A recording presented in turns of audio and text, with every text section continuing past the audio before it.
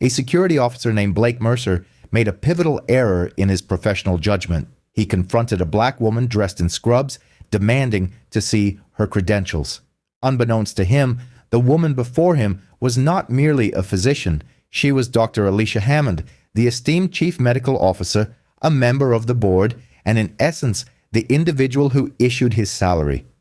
The hospital board, legal counsel specializing in employment law, and ultimately every security firm operating within medical facilities across 3 states would review the security camera footage.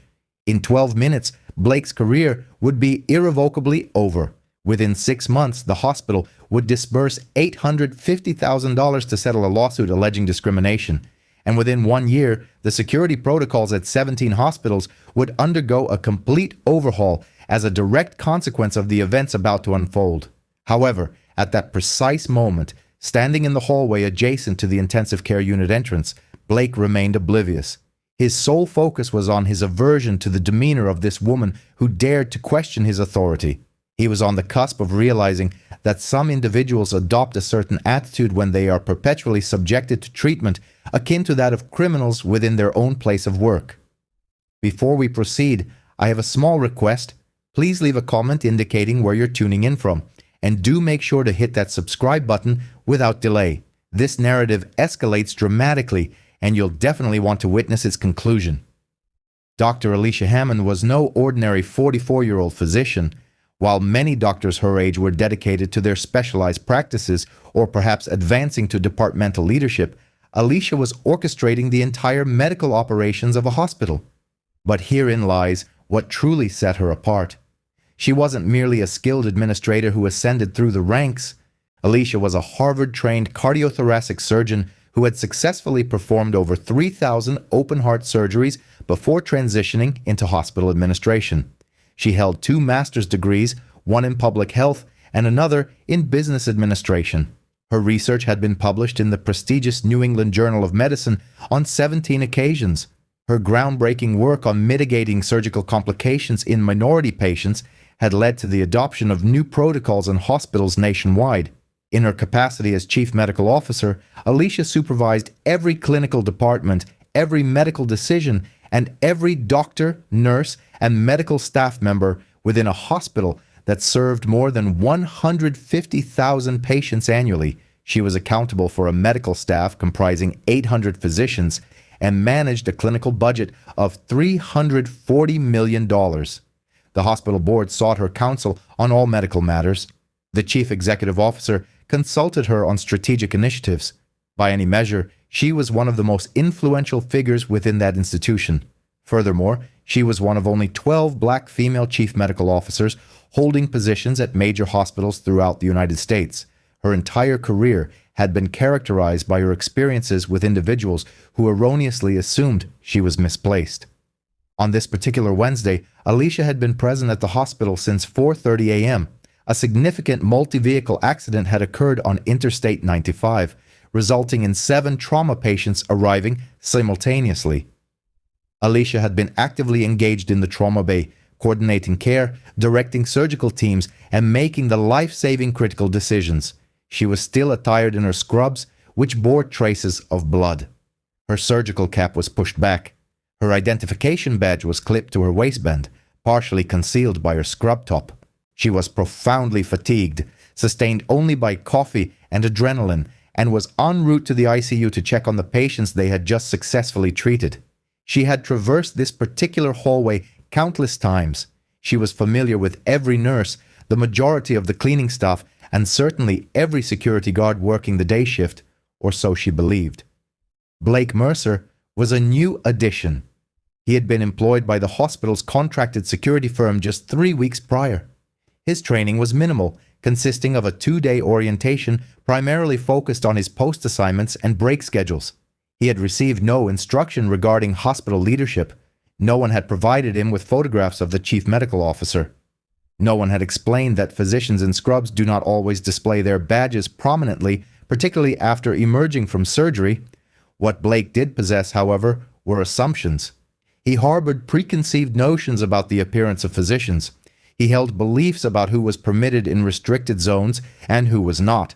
And as he observed Alicia proceeding down that corridor, every single one of his assumptions dictated that she did not belong there. He called out to her, stating she was prohibited from being in that area, which was designated exclusively for medical staff.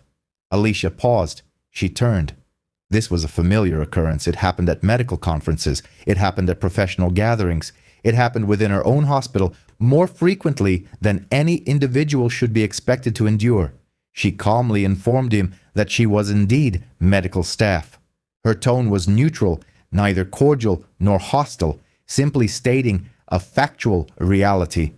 Blake demanded identification. Not requested, but demanded. Instead of immediate compliance, Alicia posed a question. She inquired if he needed to verify her credentials to believe she worked there.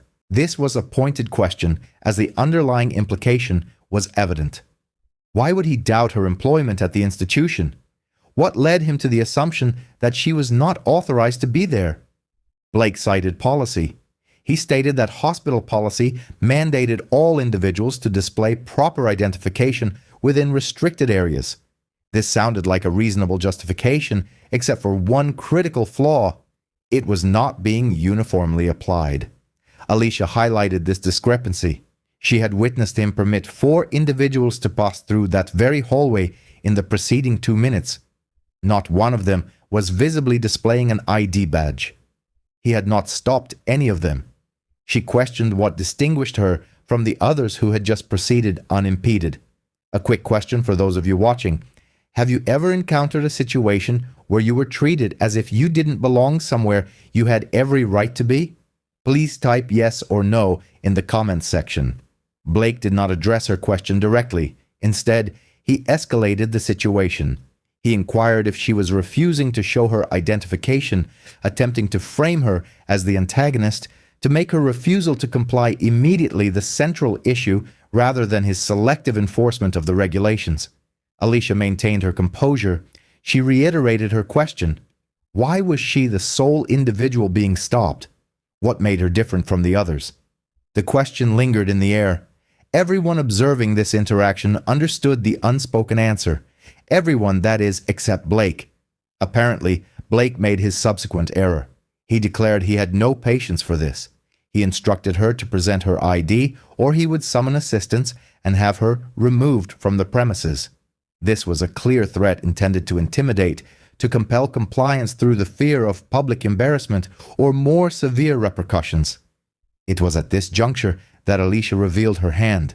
She instructed him to call his backup, to call his supervisor, to call human resources, because in approximately 5 minutes he would realize he had just demanded identification from the chief medical officer of the entire hospital. The impact of her words was palpable. Blake's expression, as captured by the security footage, visibly shifted. His confidence evaporated, replaced by apprehension and then by outright fear. He attempted to regain his composure, murmuring something about how he couldn't be expected to believe it. However, his tone had transformed. The assertiveness had vanished. Alicia did not yield. She stated that she did not expect him to believe anything. She expected him to perform his duties appropriately, which included refraining from racially profiling the physicians employed at the hospital. She articulated this directly and unequivocally. Racial profiling, not an insinuation, not a veiled remark, but the explicit naming of the offense. Precisely. A nurse emerged from one of the patient rooms. Upon seeing Alicia, she began to offer a greeting. Then, noticing Blake, she ceased speaking. She appeared perplexed. The nurse, identified as Jennifer, had been working alongside Alicia for 6 years. She was intimately familiar with Alicia's identity. Jennifer inquired if everything was all right. Alicia replied that it was fine, but that the security officer had stopped her and demanded her identification, seemingly under the impression that she did not belong in the medical staff area. Jennifer's jaw dropped. She looked at Blake and exclaimed, "You stop, Dr. Hammond." The name clearly held no significance for Blake. He inquired who Dr. Hammond was. Jennifer simply stared at him, incredulous at what she was hearing. She responded, "She is the chief medical officer. She manages this entire hospital." Blake's face drained of all color, becoming stark white. The security footage clearly depicted this phenomenon. The color simply leached from his complexion. He began to stammer an apology. Alicia interrupted him. She requested his name and the contact information for his supervisor. Blake provided the details, his voice now trembling. Alicia retrieved her mobile phone and made a call. Upon the recipient answering, she stated, "Tom, it's Alicia. I need you to come to the third-floor ICU corridor immediately. We have a situation requiring urgent attention." Tom was Tom Henderson, the hospital's chief security officer. He had been a dedicated employee at St. Catherine's for 12 years. He arrived within 3 minutes. A single glance at the scene, Alicia, in her blood-stained scrubs with her arms crossed, Blake looking utterly terrified, and Jennifer standing as a witness, was enough for him to recognize the gravity of the situation. Alicia calmly and factually recounted the events. She explained that Blake had intercepted her in the corridor, demanded her identification, and threatened her removal when she questioned why she was the sole person being targeted. She emphasized that he had allowed numerous individuals without visible badges to pass without challenge. She concluded that the only plausible explanation for his selective enforcement was racial profiling. Tom turned to Blake and asked if Alicia's account was accurate. Blake attempted to offer an explanation, stating he was merely fulfilling his duty by enforcing the badge policy. Tom then inquired if he had stopped anyone else in that corridor. Blake hesitated before admitting that he had not. Tom pressed him for a reason.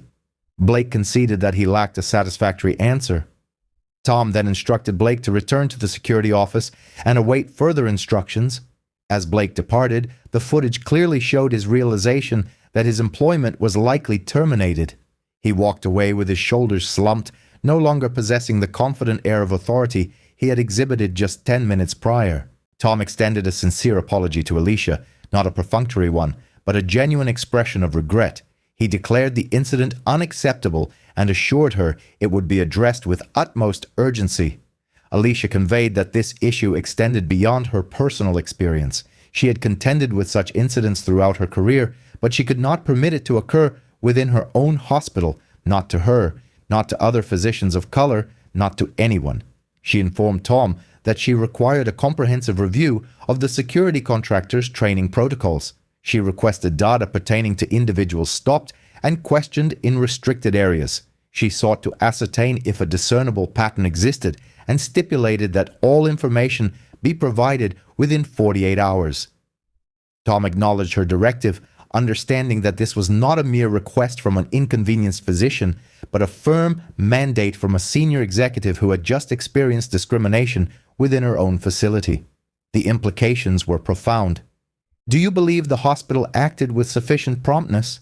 Please share your thoughts in the comments. Alicia proceeded to attend to her patients. 5 individuals in the ICU required her immediate attention, people for whom badge policies or security protocols were irrelevant, people who simply needed a skilled physician capable of saving their lives. She set aside the incident and resumed her professional duties. However, she did not forget.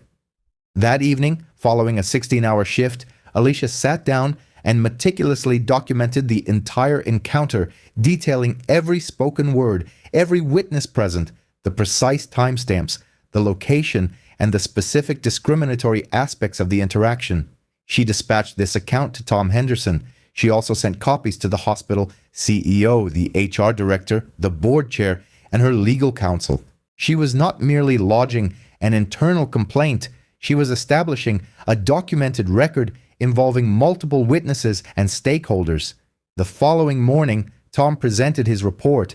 The findings were unfavorable. Over the preceding 3 weeks, Blake had stopped 12 individuals in restricted areas and demanded identification. 11 of these individuals were people of color. 8 were women of color. Only 1 was a white person, a young white man with long hair and tattoos. The pattern was undeniably clear. Blake was not upholding hospital policy. He was enforcing his own prejudiced beliefs about the appearance of medical staff. Tom had already revoked Blake's access to the facility and informed the security contractor that Blake was not to be permitted entry. However, Alicia was not satisfied with Blake's dismissal alone. She sought systemic reform. She convened a meeting with the CEO, the board chair, the head of HR, and the regional manager of the security contractor. During this meeting, she presented data she had personally requested. Over the preceding year, security stops in restricted areas revealed a significant racial disparity. Black and Hispanic staff members were stopped and questioned at rates 3 times higher than their white counterparts, despite comprising only 35% of the medical staff. The data was conclusive, demonstrating that this was not an isolated issue involving Blake, but a pervasive problem. The security contractor attempted to defend their training methodologies. Alicia immediately terminated this defense, stating that if their training resulted in guards who could not recognize the hospital's chief medical officer and who selectively enforced policies based on race, then their training was utterly worthless. She presented them with 2 options: either completely overhaul their training program, incorporating input from the hospital's diversity and inclusion team, implementing mandatory implicit bias training, establishing clear protocols for identifying staff without visible badges, and submitting to quarterly audits of their stop data, or they would forfeit their contract. The contractor, unwilling to risk losing a major hospital contract, opted for the first course of action. Within 2 weeks, they had developed a new training program. Every security guard was mandated to complete 8 hours of implicit bias training. They were provided with photographic directories of all hospital leadership. Their training included instruction on how to politely verify an individual's role without making assumptions based on their appearance. However, this was not the conclusion of the matter. Alicia had consulted with her legal counsel regarding the incident. Her attorney pointed out that while Blake had been terminated and training had been enhanced, the hospital itself bore responsibility for the discriminatory environment. The contractor operated under the hospital's auspices, and the hospital held oversight responsibilities. Alicia was disinclined to initiate legal action against her own hospital. Yet, she understood that without financial repercussions, institutions rarely accorded these matters the seriousness they deserved. She formally filed a complaint with the Equal Employment Opportunity Commission, alleging racial discrimination and a hostile work environment. She meticulously documented not only this specific incident involving Blake, but also a consistent pattern of similar occurrences throughout her 5 years as chief medical officer. These included instances where security had questioned her presence in leadership meetings, times she had been mistaken for housekeeping or dietary staff, and occasions where her authority had been challenged in ways her white male colleagues never experienced. All these instances were documented, supported by witnesses, and recorded in emails and incident reports she had previously submitted to Human Resources. The hospital's legal team reviewed the complaint and recognized the precariousness of their position. Alicia was not a junior employee whom they could easily dismiss. She was the chief medical officer, possessed an impeccable professional reputation, and had comprehensive documentation. Furthermore, if the case proceeded to court, a jury would witness security camera footage depicting a black female doctor in blood-stained scrubs being threatened with removal from her own hospital. The settlement negotiations proceeded with relative speed. The hospital was keen to avoid public exposure, fearing it would damage their reputation among other healthcare institutions, potentially deterring future applicants, particularly doctors of color. 6 months after the incident, a settlement was reached. A sum of $850,000 was awarded to Alicia. More significantly, however, the hospital committed to implementing comprehensive policy changes. They established the position of Chief Diversity Officer, who would report directly to the CEO. Mandatory bias training was implemented for all staff, not just security personnel. An independent review board was created to investigate discrimination complaints. The hospital pledged to actively recruit more diverse leadership and to meticulously track demographic data at all organizational levels. Alicia allocated a portion of her settlement to establish a scholarship fund for minority students pursuing careers in hospital administration.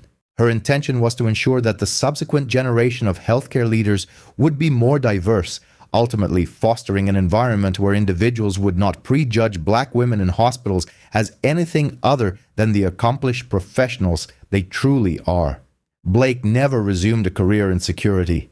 His termination for discriminatory conduct made subsequent employment in the field virtually impossible. The security contractor utilized his case as a critical example in their training, highlighting precisely what not to do. His 12-minute encounter became a potent cautionary tale. However, it is crucial to comprehend this.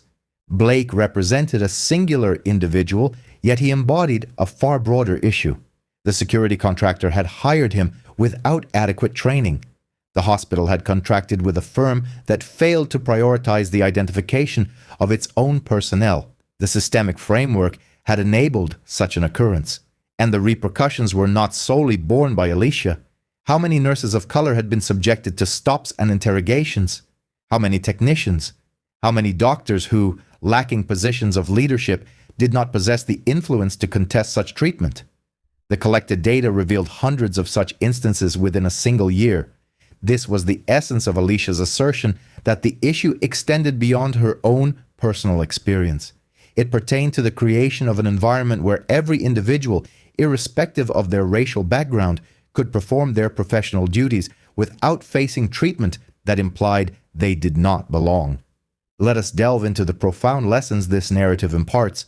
On the surface, it chronicles a security guard who racially profiled his superior and faced the consequences. However, if this is the sole takeaway, the larger picture is being missed. The primary lesson: documentation is paramount. Alicia did not merely lodge a verbal complaint.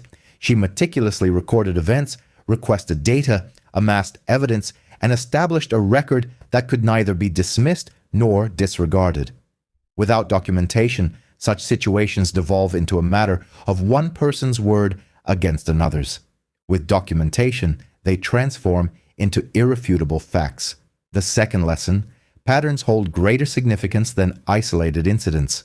A single security guard stopping a single doctor might be attributed to a misunderstanding. However, data revealing hundreds of discriminatory stops over the course of a year signifies a systemic failure, necessitating systemic solutions.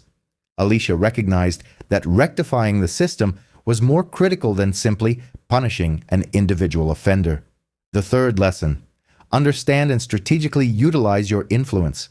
Alicia held positional power as the chief medical officer. She exercised this power, but she did not limit her actions to securing Blake's dismissal and moving forward. She leveraged her position to effect institutional change, ensuring that the resolution extended beyond the removal of a single problematic actor. The fourth lesson: financial ramifications are potent drivers of change. The hospital's payment of $850,000 commanded the board's attention, compelled them to treat the issue with seriousness, and spurred investment in genuine solutions. It is an unfortunate but undeniable truth that institutions often resist change until it incurs a financial cost. The fifth lesson: create avenues of opportunity for others. Alicia could have simply accepted her settlement and moved on. Instead, she utilized a portion of it to establish a scholarship fund, transforming a negative personal experience into a catalyst for assisting the next generation. This is how individual incidents evolve into enduring transformation. Have you or someone you know experienced workplace discrimination? If you feel comfortable, please share your story in the comments.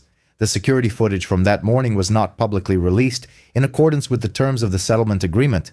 However, it was integrated into training programs. Security companies throughout the healthcare industry have since utilized it as a prime example.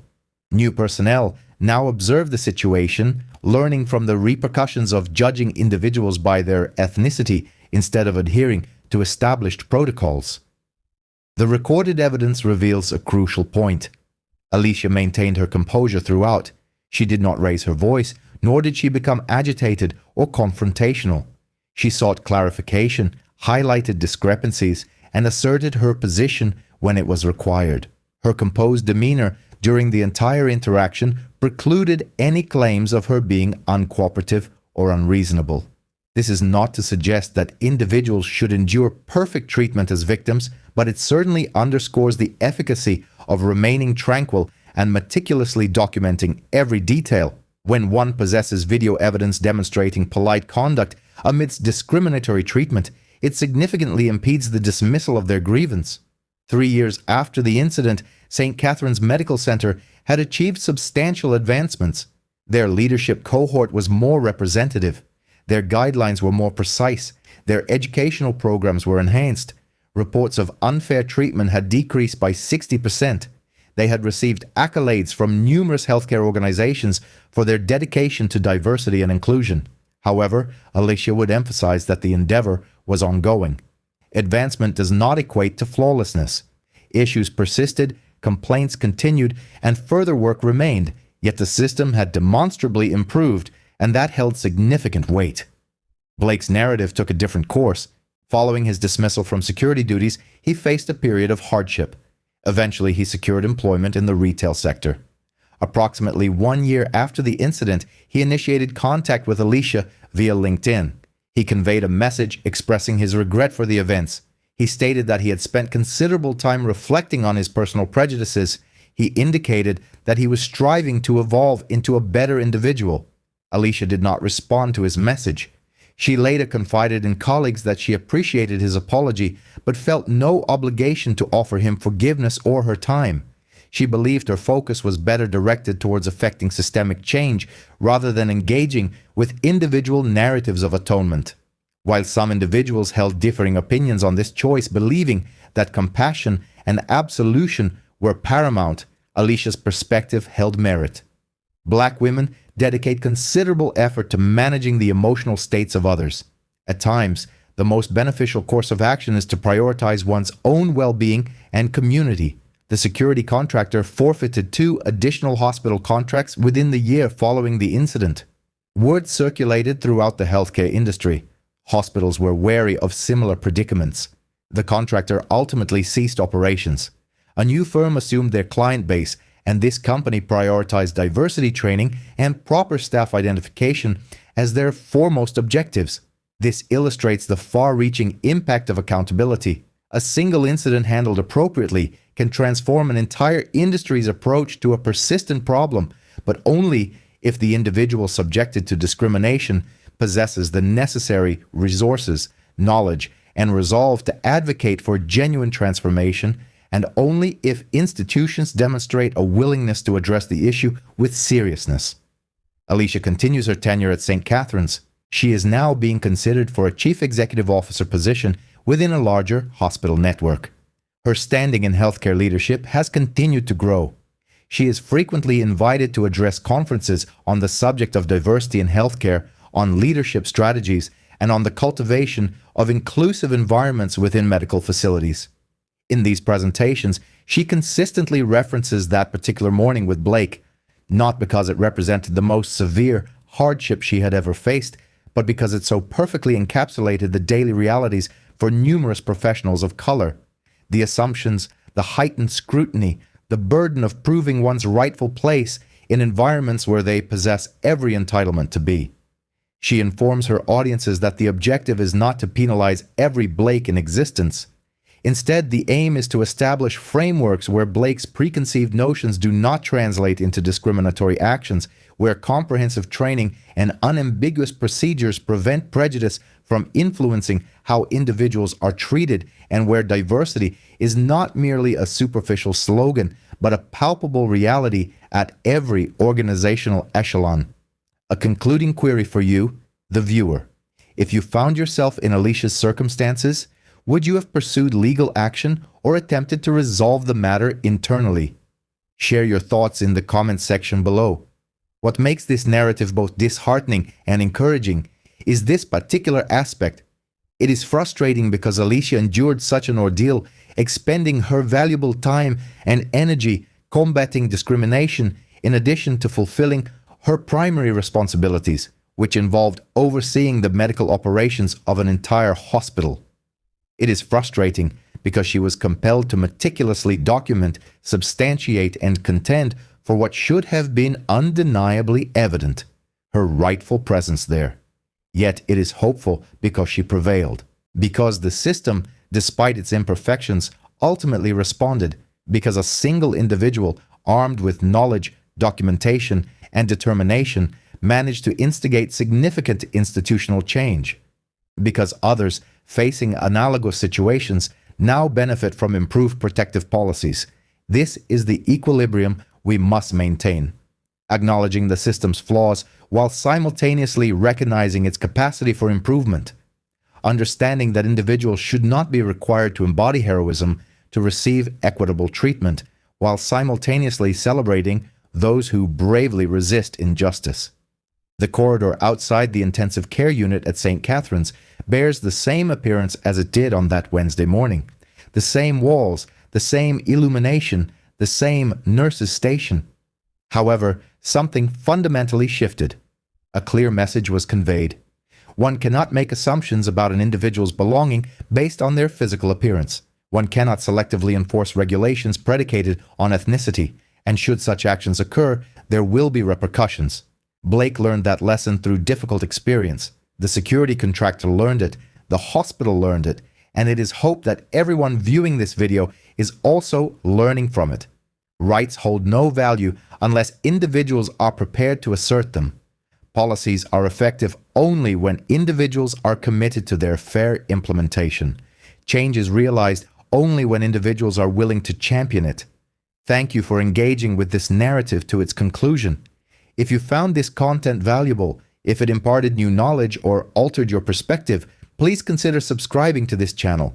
We recount these stories because they are significant, because knowledge empowers, because accountability is indispensable, because transformation is achievable when individuals refuse to tolerate discrimination. Please click the subscribe button. Share this video. Leave a comment detailing your takeaways. And remember, if you ever encounter treatment that suggests you do not belong, you possess every right to be there. You have recourse. Document every detail. Be aware of your rights. Follow through diligently. And do not hesitate to hold individuals accountable for their discriminatory conduct. That is not an act of being difficult. It is a demand for the fundamental respect that every human being merits. That is how we construct workplaces and societies where individuals are assessed based on their competencies and character rather than on assumptions stemming from their appearance. We will see you in the next presentation.